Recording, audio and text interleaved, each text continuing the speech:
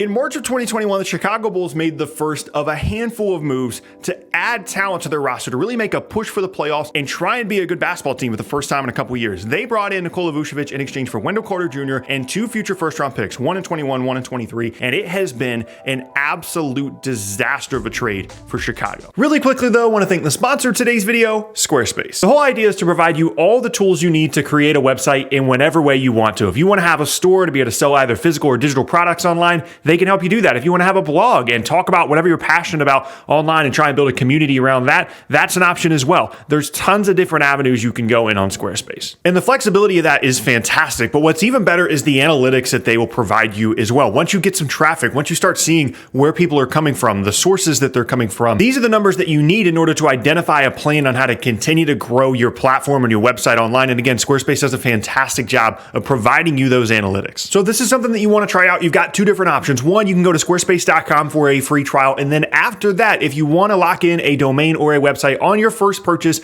you can get 10% off when you go to squarespace.com/sporting. That link is also in the description. Again, you can do a free trial, then you can jump to 10% off your first purchase of a website or a domain at Squarespace at squarespace.com/sporting. That link is down in the description. And thank you again to Squarespace for sponsoring this video. Now, it's easy to make that disaster claim now, right? When it's very clear the trade isn't working out, but you could see my video at the time. At the time, I thought this was a risk for the Bulls because when you think about where the franchise was at the time of the Vucevic trade, it's very different than where it is right now. At the time, they were 19 and 24. They were 10th in the East. They were a couple games out of the playoffs, but they certainly weren't a very good team. And I didn't think maybe a team that should have been making a kind of like win now move where they're trading away their draft pick coming up that year and in 2023 and a player in Wendell Carter Jr. that couldn't stay healthy, but did still have some potential. And there were 2 ideas behind the move. One was they needed real talent around Zach LaVine, and ultimately I think that did help them in terms of bringing in DeMar and bringing in Lonzo, bringing in Caruso. Maybe not as much as you would think, even though there is a USC connection between Vucevic and DeMar, but ultimately they wanted talent around Zach LaVine. They were getting concerned about him possibly leaving or requesting a trade. So that was 1. 2, they wanted to make the playoffs. 5 games under 500, 10th in the East, a couple games out of the playoffs, and they thought that that was going to push them potentially into the postseason. The problem was pretty much immediately after they made the Vucevic trade, they had issues with protocols. They had injury issues. Think again about the time that this is in March, which is normally way after the trade deadline, but the season schedule was still weird at the time. They end up finishing the year 10 games under 500, and that 2021 pick ends up with the 8th overall pick going to Orlando in the 2021 draft. And of course, they still owe the 2023 one as well. And there's so many different angles to talk about with this deal, but the first one I want to talk about is it's easy to make the argument right now, I think, that Wendell Carter Jr. is just a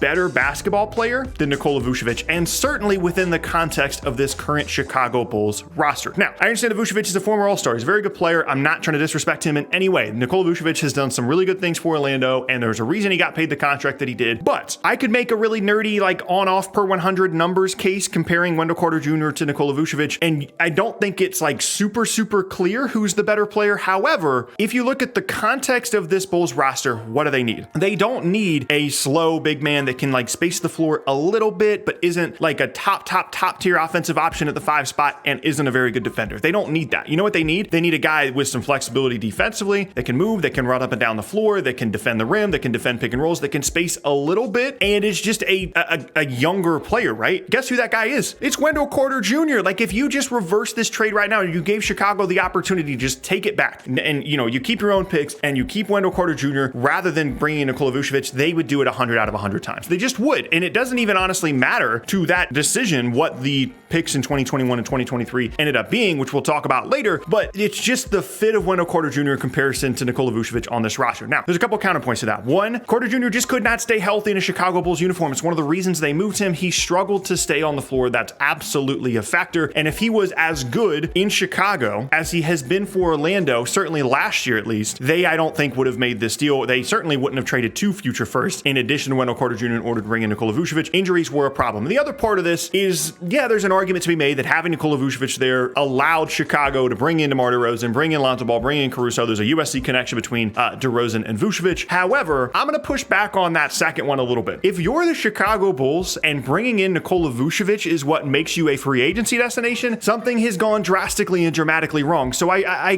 don't subscribe to this notion that like if they had never made the Vucevic trade, they wouldn't have been able to bring in DeMar and Lonzo and Caruso. Like it's still Chicago Chicago. It's still the Bulls. They still had Zach LaVine. I don't know that had that much of an impact, if I'm being completely honest, on bringing in DeMar DeRozan in the first place. And that, honestly, is like the only defense of the trade at this point, because not only is it, the Wendell Carter Jr., Nikola Vucevic comparison, but also Franz Wagner went with the 8th pick in the draft, the 2021 pick that they got from Chicago. Orlando used on Wagner, and then they still have the 2023 pick as well. And Wagner looks incredible. Looks like a cornerstone piece for Orlando on what turned out to be an absolutely stacked and a loaded class, and someone that I think is going to continue to grow and develop as a really good player in Orlando alongside Paolo Banchero. And again, would be a really, really good fit as a versatile, flexible two-way player in Chicago. And also, it kind of saved that draft for Orlando because they end up with Jalen Suggs, who at the time everybody thought was, kind of a steal for them to get him. I certainly thought he was going to be really good. He wasn't good as a rookie. Now he's hurt. And having that extra top 10 pick has saved that draft for Orlando. Again, in a class that was absolutely stacked with talent. And even though they might have ended up with like the 5th best rookie in the class, he's still really, really good and is super, super consequential to what Orlando is going to end up being over the next couple years, and certainly in the Paolo Banchero era. Not to mention that there is still a 2023 pick. This upcoming draft pick still ends up going to Orlando in any kind of situation that it isn't a top 4 pick. It's top 4 protected. It would go back to Chicago in that scenario. And sorry, Bulls fans, but like when I look at this roster, I look at the rest of the East, like this is probably a play-in team for me. And that seems dramatic considering how good DeRozan was last year and how good of a scorer LaVine is. But I don't know that they're super deep. The Lonzo thing is weird in terms of his injury and when he's going to be coming back, how good he's going to be when he comes back. And I know that they were 27-11 or 27-12, whatever the case may be, to begin the year last year when they were fully healthy. But I just don't know that we're ever going to see that version of Chicago again. And what this 2023 draft pick ends up being could be much, much higher in the draft than you might have anticipated coming into the season. And it's a really tough situation. It's a trade that I really want to talk about and is interesting to me because people love talking about bad trades. Trades end up being really one-sided. But for whatever reason, this one isn't getting that much, it's not having that much of a conversation around it right now. And it's unbelievable how poorly this has worked out for Chicago.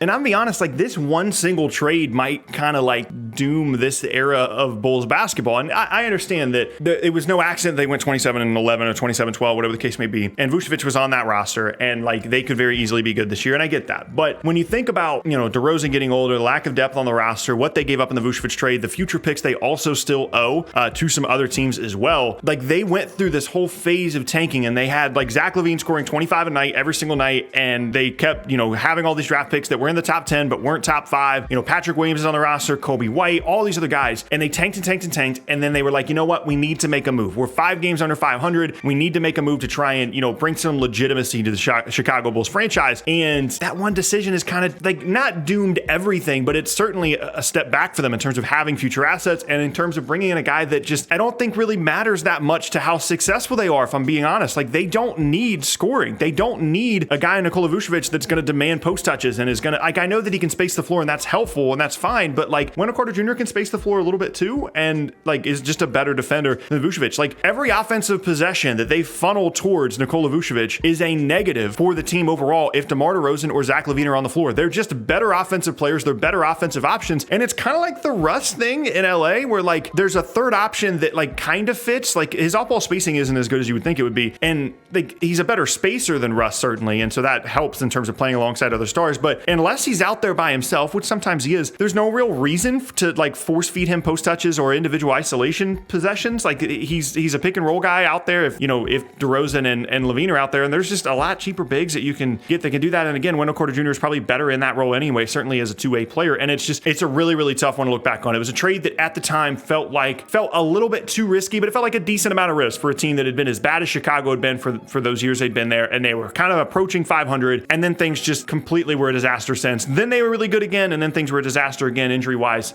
It's just a really tough situation. And it's a trade that I think we're going to look back on a handful of years and realize, wow, like I understand that the injury stuff was difficult with Wendell Carter Jr. and it made total sense to move him in that moment. But not even knowing, like they could get nobody with the 2023 pick. And this is a massively poor trade for Chicago. And I say all that, and obviously it's easy for me to say these things in hindsight, but like this is the reality of the NBA. You have to take swings sometimes, you have to make moves that are risky at times, and it works out sometimes, and other times it doesn't. Unfortunately, Chicago, I think, is falling on the side of this just ending up not being a good idea. But there were ways in which this was really successful. There were ways in which they're bringing in DeRozan and LaVine and Vucevic and all this, where Vucevic's spacing is better than it has been, and Wendell Carter Jr. continues to have injury issues in Orlando, and they don't pick Franz Wagner with that 8th pick, and the trade looks really good. Like they're giving up, some teams draft picks and and a player that's often injured, Wendell Carter Jr. I'm sure that's what they envisioned when they decided to make the deal. But I think the worst part of the whole thing is a lack of understanding in terms of how Vucevic would fit with how they would ultimately build the roster, a team that wants to play up and down, a team that wants to play in transition, a team that wants to be aggressive defensively, none of which fits with Vucevic's skill set, and just having two better offensive players on the floor. That means that it's just not really ever a good idea to like force feed him the ball. It's a really, really tough trade. It's going to be cool to look back on a handful of years for everybody except for Bulls fans.